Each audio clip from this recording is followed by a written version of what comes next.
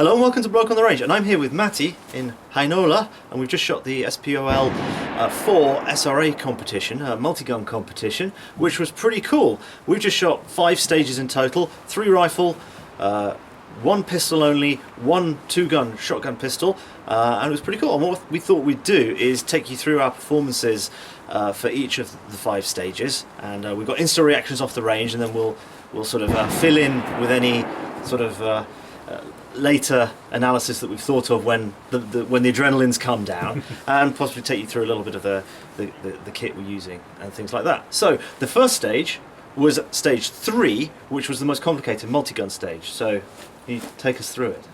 So we started off with a shotgun loaded with buckshot. We kick in a door and then engage 6 paper targets with buckshot.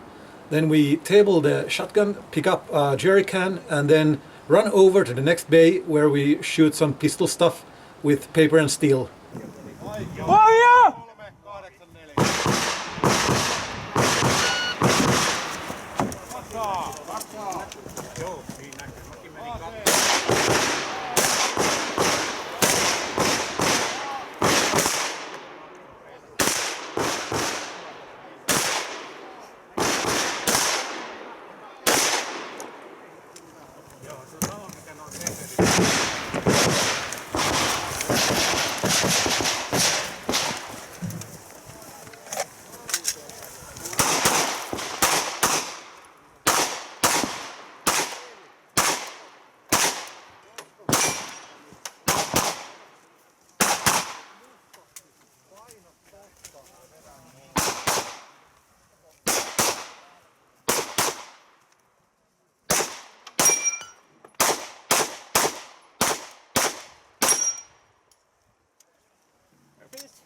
Oh man, first time I shoulder that shotgun properly, and I can't really see what I'm doing. And it's an odd shotgun, it's not a conventional stock, and I was like, what is it? And I needed 2 extra hits on paper, and then on the pistol, trigger control went a bit horrible, and yeah, it always goes like that the first stage, and it's all fun until the timer goes beep, so yeah.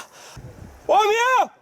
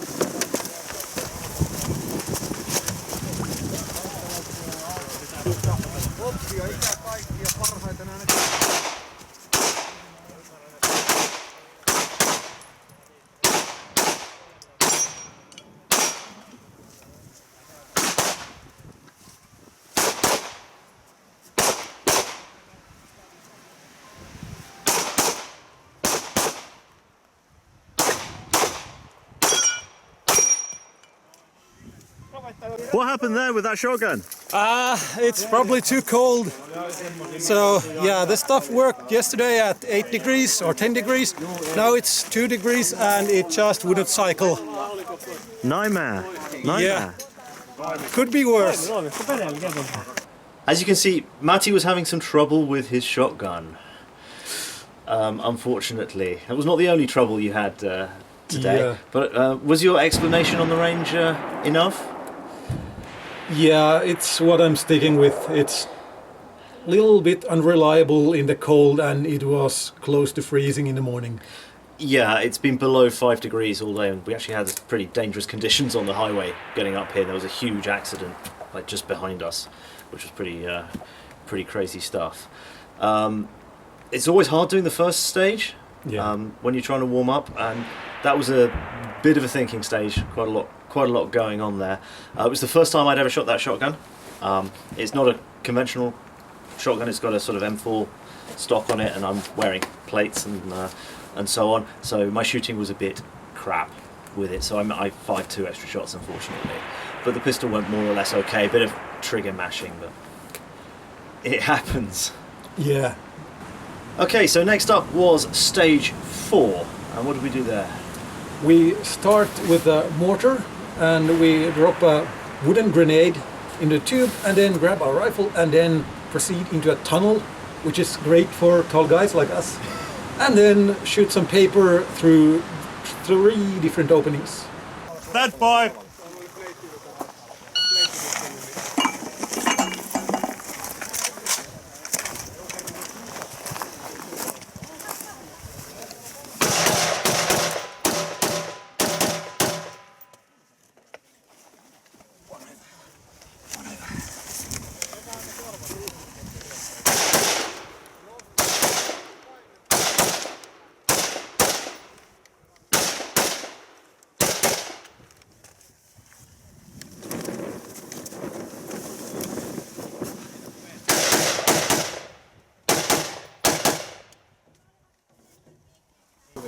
Well, that went all right.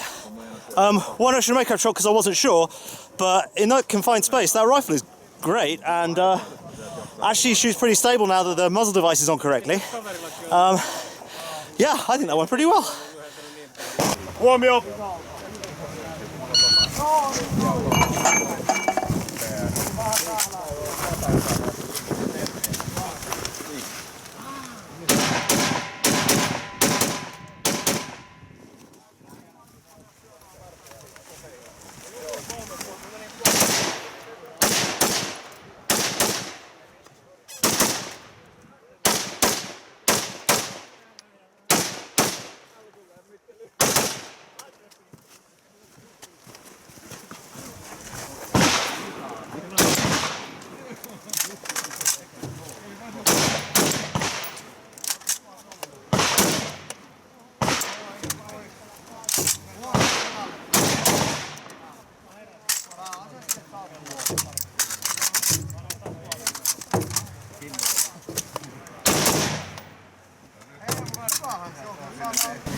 Okay, so I just heard that the charging handle kept hitting the barrier, which is the reason I got the malfunctions for. I was a little bit worried for a second, but yeah, live and learn. That was pretty cool, and that mortar was dated 1945, which made it even cooler. And some gamey people spotted that you could just about shoot the right-hand paper targets if you leant through the opening. Yeah, shame on them.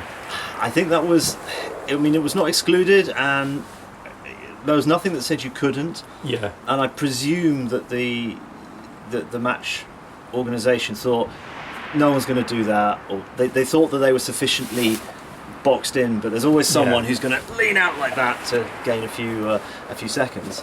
Yeah. But actually, the meme pup, as I was shooting my M17S, it's actually not bad in the confined spaces. You don't need. It's got a 21.5-inch barrel. You don't need that, particularly at that kind of distance.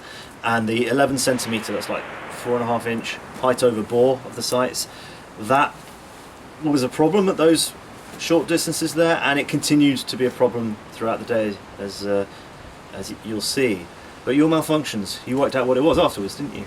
Yeah, I had no idea during the stage what happened, but I have my BRN-180S that has a reciprocating charging handle on the right side like an AK, and at the middle port on the right side and the last port I pushed the rifle right to the edge of the port, and the charging handle was hitting the wooden stake and causing malfunctions, and I was a little bit worried if I had broken the rifle or it was something bigger, but fortunately it was just user error.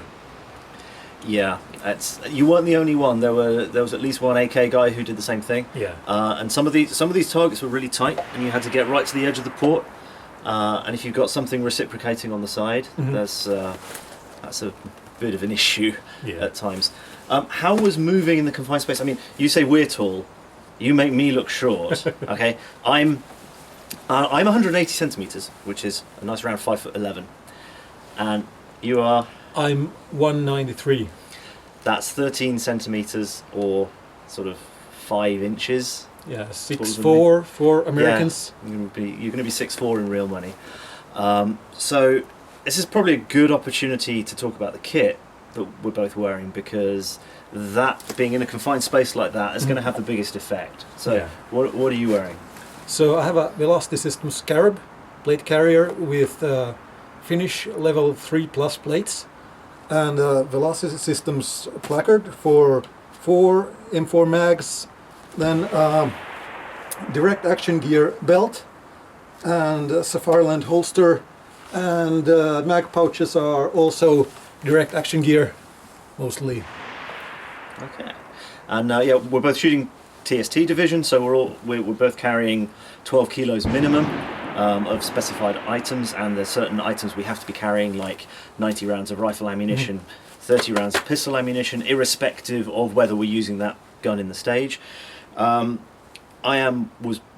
almost certainly way overweight. I'm not going to put the helmet on because I'd just like to take it off as quickly as possible.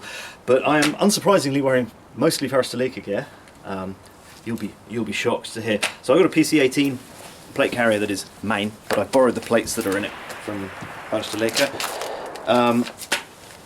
with the sort of hip pouch, bum bag thing, fanny pack to Americans, on the front with tourniquet and first field dressing in it. I'm using the same Farstoleka Sarma TST shooter's belt that I've been running for a while. It's changed since I was here in July a little bit. I've just got one of these TRG pouches which has got stuff in it, and almost everything on here is either from or can be bought from Farstoleka, except the holster. The sheath for my Yakuripuko is from Vegvisir Creations in Finland. It's custom, and the rest is all Sarma TST. And clothing wise, this smock, they're not made anymore. It's Dagger line, and I've been really grateful for it because it's water and wind proof, and it's been reasonably sunny, but windy, and I'm skinny and it cuts through me horribly. So this has been great. And then otherwise we've got Farstoleka Sarma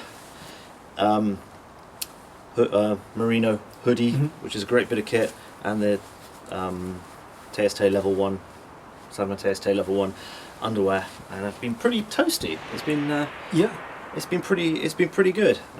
There's always a balance between being too hot when you're running the stage and too cold the rest of the time, and the stages were quite short, so it's not been too bad. I think we've both chosen to be a little bit warmer than if we were running long stages. Yeah, definitely. So the next stage was stage 5, rifle again, and this one was short and sweet and kind of cool. Yeah, it's always a lot of fun to do a little simple, fast, short stage with no mind games, just run and blast away. So you start at a table with your rifle on a tabletop, 3 targets with armor plates, so-called. On them you can't shoot on the armor plates, and then you just, at the beep, shoot them in the headbox, and then back away while engaging targets on both sides. Yeah, the scenario there was kind of that you've fallen asleep on guard and they've crept up on you and got around you and behind you. Naughty, naughty.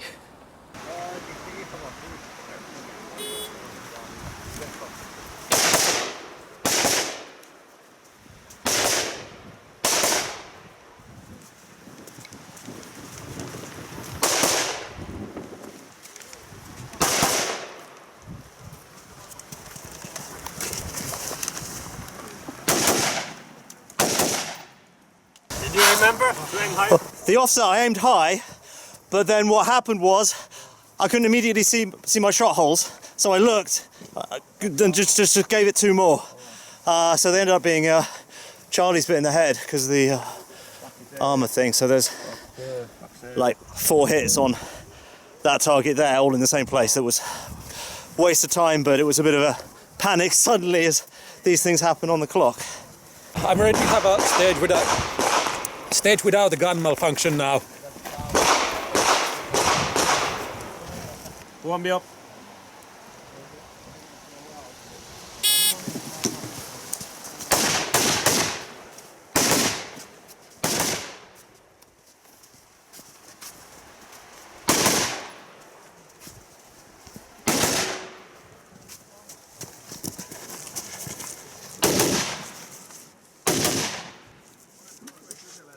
It worked! Amazing. Incredible! Good run, man. Yeah, thanks. Well done. 1 out of 3. So that went pretty well for you. Yeah, it was one of my better stages, maybe because it was so simple, but also I had learned what was wrong with the rifle, so I had confidence in it again and could happily run and blast away. And my problem there was self-confidence with the holdover with that massive offset. But the rifle shoots really flat, and you can actually do doubles really quite quick with it. That muzzle device that I've got on it is like very simple compensator. It just screams Brownells Catalogue 2005. Yeah. Very simple thing, but it's angled off at about 20-30 degrees, and it works really well. It's surprisingly effective. Yeah. Otherwise, the rifle has the tendency to kick more to the right than up. It does kick up a bit without it, but yeah, that was fun. And you can actually shoot that the last 2 positions, as you'll have seen in the footage, from one position if you got right down. But I got this massive, great height over ball that was just bugging me a bit. Yeah. So our next stage of the day, our 4th, was stage 1, which was really quite a cool stage. How did that go? So you have your buddy Sven fallen down in front of you, a couple of meters, and he has special armor-piercing ammunition. So your first mag is stowed in Sven's dump pouch, and then at the beep you retrieve Sven, drag him to safety, grab your magazine, load your rifle, and then proceed into the L-shaped bay and shoot some paper first, going in fast on both sides, and then there's a wall maze thing at the end where you have couple ports where you engage all the targets where you find them. Ampuja valmis. Huomio!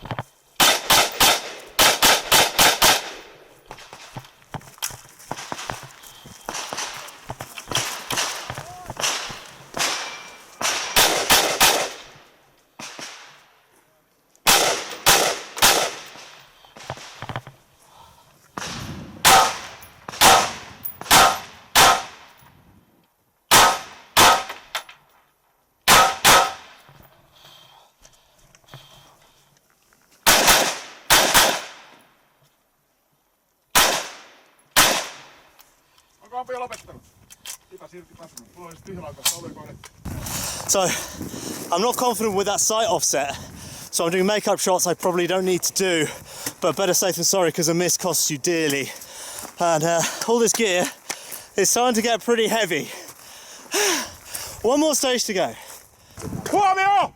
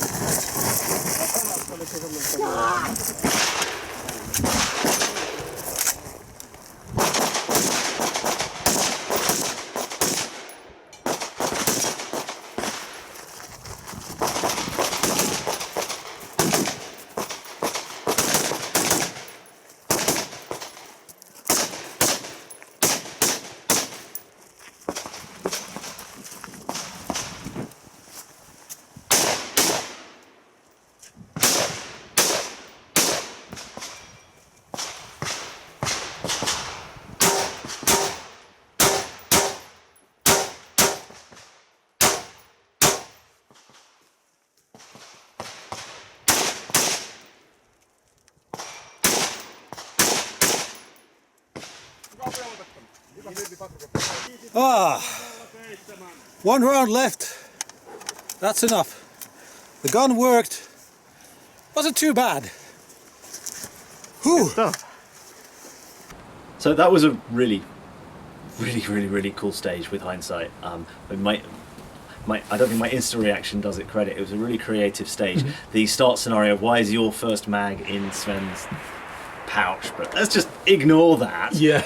But it was really cool. You did have to think a bit because you had to shoot the 2 plates at the start from behind the first line for safety reasons. Yeah. And then the 2 paper at the end, you could shoot them from the start, or you could shoot them from behind that line. One of the people, no names, no pack drill, someone on our squad crossed the line and shot them on the move and got 4 penalties for his trouble.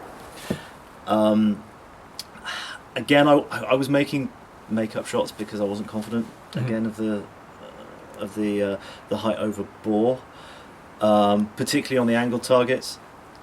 I mean, I basically got to hold up on these up between 5 and 10 centimeters, Yeah. which is quite not very intuitive, and I don't get a chance to practice it.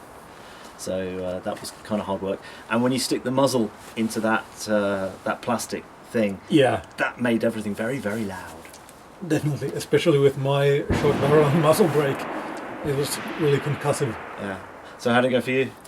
I had a little bit of trouble at the start. I couldn't get the left side steel plate. For some reason, I just kept hitting left or under it and took maybe 4 shots to get it. But after that, it wasn't bad. I was a little bit slow going in the first corridor, but then the rest was pretty good. So our last stage of the day was stage 2, which was pistol only, and that had a pretty cool setup. This is the sort of stuff that we don't get to play around with in Switzerland. Yeah.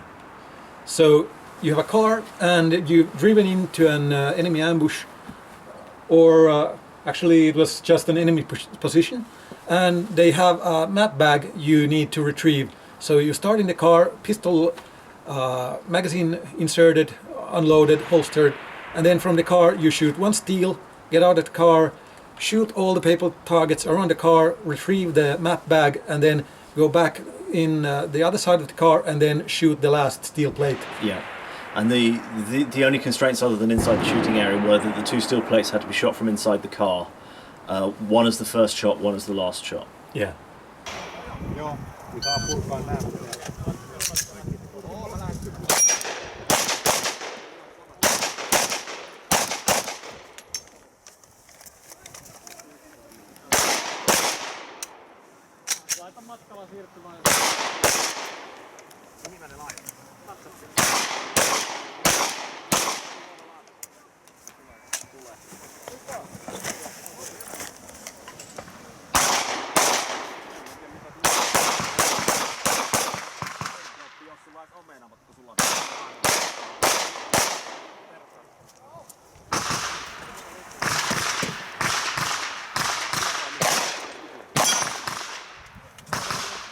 Well, the beep went and I didn't do what I intended to do, which was to shoot the plate and then get out of the car and shoot those other 3, so I shot them from inside the car. And I had a light strike. And a Fiocchi in a stock Glock with no modifications to it, but that's hardly hit at all. I guess that's just a anomalously hard one or something. Valmis.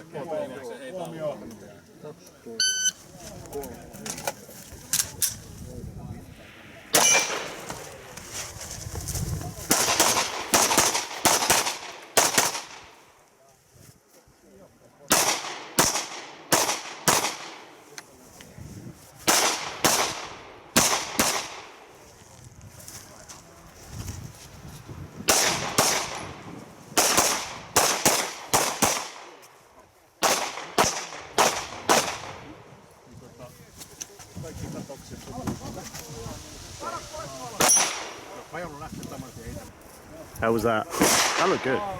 I had a little bit of a brain fart here. Like, I just forgot what I was doing because I had a little bit of sight misalignment there. But then I got my grip fixed and well, went pretty alright. Or so I think. So how was that for you? It was a lot of fun.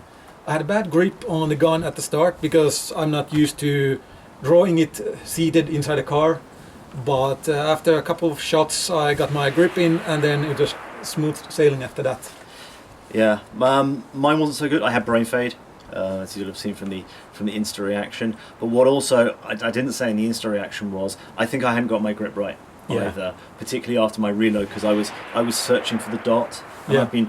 I've been spending so much time trying to not have to search for the dot, and then suddenly something's gone wrong, and I have to search for the dot. Yeah.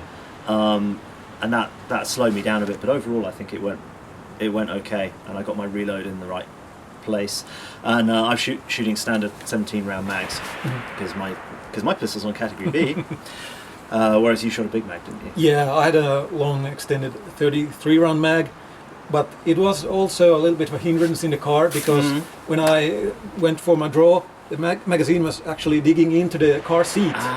So it wasn't a big penalty time-wise, but a little bit of a flub there. Yeah. It's these things that you discover on the clock. You think something's a good idea, and then suddenly it isn't. Yeah.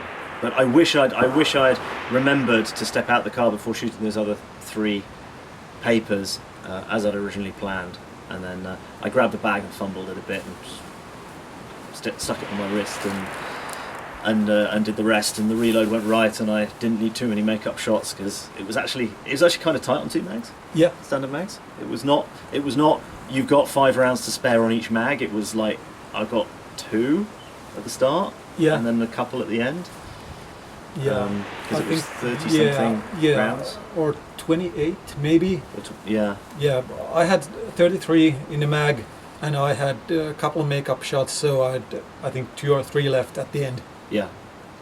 So after we finished shooting, I had a bit of lunch, a bit of fish cock, which got some of that inside of me, and that was all excellent. But overall, thank you so much to the organisation. I had a lot of fun. Thank you, Matti, for letting me film you and participating in the video. That's cool. Unfortunately, Jari and Jenny are not here. They had a lot of positive feedback after the set of videos from July in Hattila, but I think Matti has been an excellent stand-in, and will gladly have you back on a future occasion. Thank you. So thank you so much, and thank you all for watching. Thank you all for patrons who made it possible for me to be here in sunny Finland. It is actually sunny.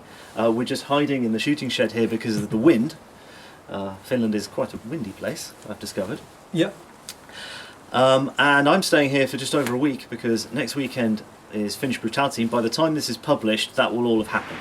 But just so you know, this was the weekend prior to Finnish Brutality, and it was kind of handy to be able to actually move my flights to fly in on Saturday so I could shoot this on the Sunday. Yeah, a little bit of a warm-up. As a sort of warm-up, even though it's kind of a different style of shooting to Brutality and far less physical.